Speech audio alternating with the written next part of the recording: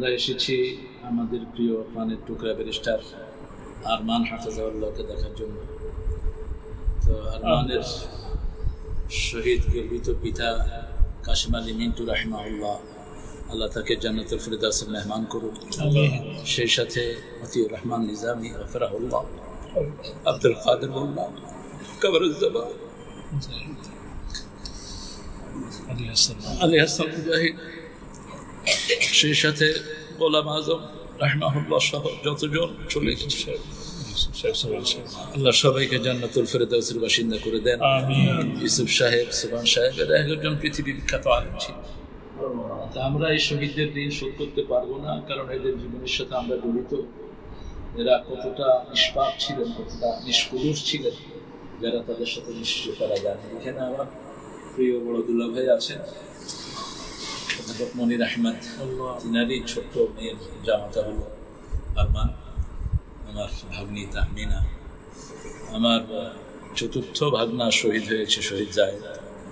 শহীদ জায়েদের ভাই এখানে আছে সালমান, আমার প্রিয় ভাগনা আছে উজায়ের। আমরা এখানে এসেছি, আপনারা দোয়া করবেন। আমি শুধু কাশিম আলী মিন্টু রাহিমাহুল্লাহ স্মৃতিচারণের মধ্যে একটা জিনিসে আমার বারবার আসে। ওদের সাথে বহু সফর করেছি, সেই 82 থেকে সফর করা শুরু করেছি, যখন রাবেতা আলম প্রতিষ্ঠিত হয় কক্সবাজারে।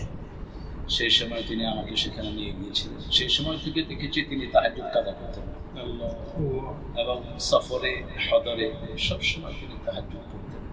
এবং আরেকটা জিনিস আপনাদের নজরে এসেছে, তিনি প্রতি ওয়াক্ত নামাজের নতুন কাপড় পরে তিনি নামাজ আদায় করতেন। সূরা আরাফের সেই বিখ্যাত আয়াতের উপরে তিনি আমল করতেন, হুজুর জিনাতুল মাসজিদ।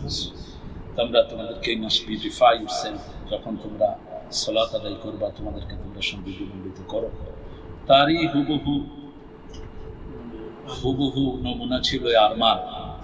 আরমানের আরেক ভাই সালমান, সালমানও খুব নির্যাতিত অবস্থায় এখন কানাডাতে আছে, অনেক ঝড় গেছে। সবচেয়ে বেশি জীবিত অবস্থায় কষ্টে ছিল আরমানের আম্মা আয়েশা। আয়েশা সিদ্দিকার যতগুলো হাদিস এগুলো তিনি সংকলন করেছেন, এবং তিনি অনেক বড় আলেমা। তিনি এই কষ্টটা বুকে ধারণ করেছেন। এদিকে স্বামী চলে গেছে, ছেলেকে গুম করে দেওয়া হয়েছে, অর্থাৎ জীবিত থেকেও তিনি ছিলেন মৃত। আমরা আরমানের জন্য আলো বিশাল পুরস্কার যেন তাকে আল্লাহ করেন, এবং শরীরের যে ক্ষতিটা হয়েছে সেটা যেন আল্লাহ তার রহমত দিয়ে সম্পূর্ণ বার করে দেন। আমরা আমান ভাইকে দেখে এসেছি, আমান ভাইয়ের শরীর কাঁপছে। আমান ভাই আর্মিতে কোনো পরীক্ষায় তিনি সেকেন্ড হননি, এত শারীরিক ফিটনেসের মানুষ, এখন শরীর কাঁপছে, এখনো শিবরিক। তো তিনি সবার কাছে দোয়া চাচ্ছেন, এবং আমরা যেন এই শহীদদের, জীবিত শহীদদের পথ ধরে আমরা চলতে পারি, এবং যারা চলে গেছেন তাদেরও পদার্থ যেন আমরা অনুসরণ করতে পারি। আরমান ভাই যখন ও লেভেল দেয়, আমি তখন দাখিল পরীক্ষা দিই, একসাথে আমরা ফল প্রার্থী টিসি করেছি আলফালা।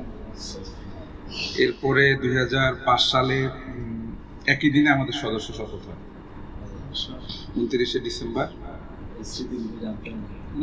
তারপরে কাশিম আলী সাংগঠনিকভাবে তো ভাই, কেন্দ্রীয় সভাপতি আমাদের। তো মিরপুরে যখন ওই 2টা সেশন ছিল, একটা হলো যে চিনমৈত্রীতে, আর একটা হলো আপনার মিরপুরের একটা কমিউনিটি সেন্টারে। তো সেখানে তিনি বললেন যে আমার ছেলে আজকে সদস্য শপথ নিল, এই সম্মেলনে অংশগ্রহণ করলে যেন সবাইকে আমি মিষ্টি খাওয়াবো, পরে সবাইকে মিষ্টির আয়োজন করলেন। ওই দিন তিনি বলেছিলেন যে সামনে একটা খারাপ দিন আসছে আমাদের, এটা হয়তো 10-12 বছর থাকবে, এরপরে আমাদের সুদিন আসবে। সেদিন সেই কথাটা পরবর্তীতে তো খুব বেশি মনে হতো যে উনি অনেক দূরদৃষ্টি সম্পন্ন মানুষ। সর্বশেষ তো আসলে আমি অ্যারেস্ট হলাম 2011 সালে। তিনি সার্বক্ষণিক খোঁজ খবর রাখতেন। 3 মাস পর বের হওয়ার পর দেখা হলো, তখন অনেকগুলো কথা বললাম আমাকে ডেকে, যে ভয় পাওয়ার কোনো কারণ নেই, আমাদের সাথে সবসময় আল্লাহ আছে। যেদিন ওনাকে ফাঁসি দিয়ে দেয়, ওই দিন আমাদের কেন্দ্রীয় প্রোগ্রাম ছিল। আমি কারাগারে যেতে পারি নাই। প্রোগ্রামের পরে আমি ওনার গ্রামের বাড়ির উদ্দেশ্যে রওনা দিই। সেখানে তো একটা বিভীষিকাময় পরিস্থিতি, কাউকে ঢুকতে দিচ্ছে না। একদম ওনাদের যে ঝিটকা গ্রাম মানিকগঞ্জের, সেখানে আগেই সকল গ্রামবাসীকে প্রায় এলাকা ছাড়া করেছে পুলিশ। লাশের সাথে 6টা গাড়ি ছিল, মাঝপথে 3টা গাড়িকে তারা আউট করে দিয়েছে, 6টা গাড়ি যাওয়ার পর। এরপরে আমরা উঠলাম, আমি মাঝপথ থেকে কৌশলে উঠার পরে আমরা গেলাম, ওনার লাশ আসছে ভোর রাতে। একজন ওসি ছিল, নাম হলো নজরুল, খুব বেয়াদবি করেছে ফ্যামিলির সাথে, সকলের মোবাইলগুলো নিয়ে গেল এবং খারাপ ব্যবহার ওই ওসি নজরুল। এবং পরবর্তী যারাই কবর জিয়ারত করতে যাচ্ছিল সবাইকে সে অ্যারেস্ট করে নিয়ে যাচ্ছিল এর পরবর্তী সময়। তো যখন ওনার লাশটা আসলো, অন্ধকার, ঘুটঘুটে অন্ধকার, কিন্তু ওনার চেহারার মধ্যে কোত্থেকে একটা আলো এসে পড়ছিল ওই সময়, একদম স্নিগ্ধ একটা আলো, যেটা ডিম লাইটের যে আলোটা থাকে, একটু মিষ্টি আলো, স্নিগ্ধ আলো। পরে ওনার 2জন ভাতিজা আর আমি ওনাকে কবরস্থ করলাম, আমরা 3জন নেমেছি কবর। আমার মনে হয় যে আমি যদি ওনাকে নিজে কবরে না নামাতে পারতাম হয়তো আমি পাগল হয়ে যেতাম। এর মানসিক অবস্থাটা এত খারাপ ছিল। আরমান ভাই গুম, তারপরে খালুর অবস্থা। ওখান থেকে আসার পর কিছুটা হলো মানসিক। আর ওনার এই রায় হওয়ার পর যে বিজয় চিহ্ন দেখালেন, এই ছবিটা দেখলে আমার চোখ দিয়ে পানি পড়তো অনবরত। ওনার চোখের দিকে এখনো আমি আসলে ভালো করে তাকাতে পারি, তাকালে আমার সেই দৃশ্যগুলো মনে পড়ে। আল্লাহর মেহেরবানি যে আল্লাহ জালিমের পতনের মাধ্যমে অনেকগুলো সমস্যার সমাধান করে দিয়েছেন এবং বাংলাদেশকে তিনি ইনশাআল্লাহ কোরআনের জন্য কবুল করবেন। আমাদের ফ্যামিলির সবার জন্য আপনাদের কাছে দোয়া চাই। আসসালামু আলাইকুম। আলহামদুলিল্লাহ, আসলে স্মৃতি শেষ হওয়ার না। সালমান খুব অজানা কিছু কথা আমাদেরকে বললেন। আমি আসলে বিয়ের ঘটক, আমি তাহমিনাকে দেখলে খুব অপরাধ মনে হতো আমার কাছে, কিন্তু আমার কেন জানি একটা কনভিকশন ছিল যে আরমান ফিরে আসবে। আমি যতবারই তার সাথে কথা বলেছি, তাহকে বলেছি যে আমার হৃদয় সাক্ষী দেয় আরমান আছে, আরমান ফিরে আসবে। তো 2টি মেয়ে তাকুয়া তো ওকে চিনতেই পারেন না, তাকুয়ার কথা বন্ধ হয়ে গেছে। তা আপনারা 2টি মেয়ের জন্য দোয়া করবেন। আমাদের এখন ওজায়ের কাছে কিছু, ওজায়ের হলো সালমানের ইমিডিয়েট বড় এবং এই ফ্যামিলির কান্ডারি। তারা 4 ভাই।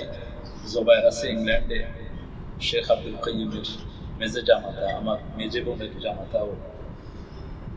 আর ওজায়ের সম্বন্ধীয় দুনিয়া থেকে চলে গেছে, আল্লাহ যেন তাকে জান্নাত নসিব করে। ওজায়ের এখন কিছু স্মৃতিচারণ করে মারানা। ওজায়ের আসসালামু আলাইকুম ওয়া রাহমাতুল্লাহি ওয়া বারাকাতুহু।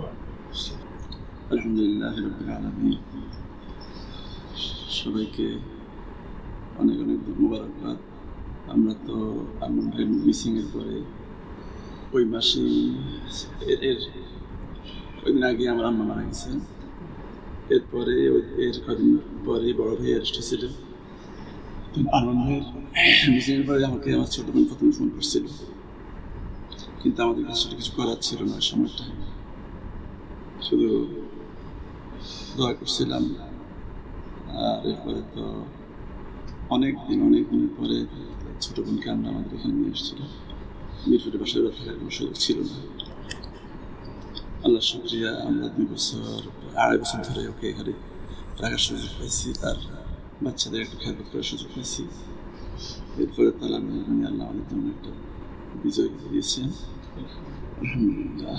এখন আমরা দোয়া করবো, দোয়া চাই, সমাজ দোয়া করবো। আসসালামু আলাইকুম।